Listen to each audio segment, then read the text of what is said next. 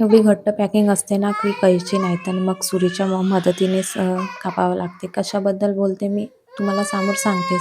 तर ही यशवी माझ्या गोळ्यांसाठी रडत होती. स्वतःच्या औषधी घेत नाही आणि गोळ्या दिसल्या तर म्हणते, की माझ्याच गोळ्या आहे. तर 8-10 दिवसापासून मला बिलकुल बरं नाही आहे.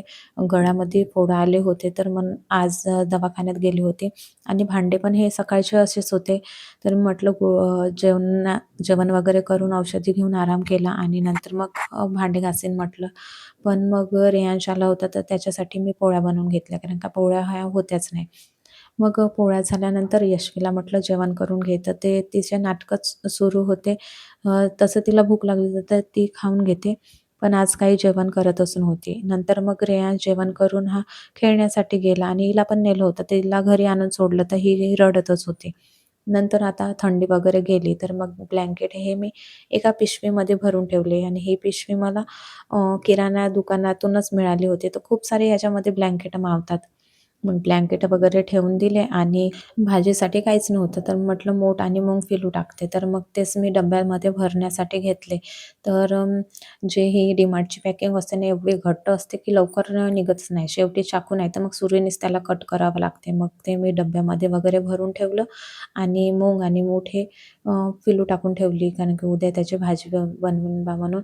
तर मग ते वगैरे झालं नंतर मग भांडे वगैरे घासून घेतले कारण का भांडे भरपूर होते आणि सकाळचे भांडे मी 5-6 वाजता घासण्यासाठी घेतले.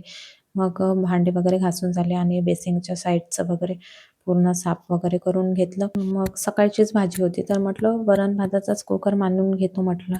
तर मी 2-3 महिन्या अगोदरच ट्रायपॉड बोलवलं होता. तर यशवीने आधी पण याचं एक होल्डर तोडलं होतं. नंतर दुसरं बोलवलं तर दुसरं पण तोडून टाकलं आणि इथं वरण-भात बनवण्यासाठी घेतला. तर ह्या कुकरच्या एका डब्याला 2 ठिकाणून म्हणजे छिद्र झालेले आहे लोखंड मिक्स असल्यामुळे आणि पाणी खूप जात होतं. तर मग मी कंचामध्येच वरण बनवलं आणि ही सकाळचीच भाजी होती. मग वरण वगैरे बनवलं आणि यशवीला वरण-भात खायला दिला तर तिने ते खाऊन घेतला.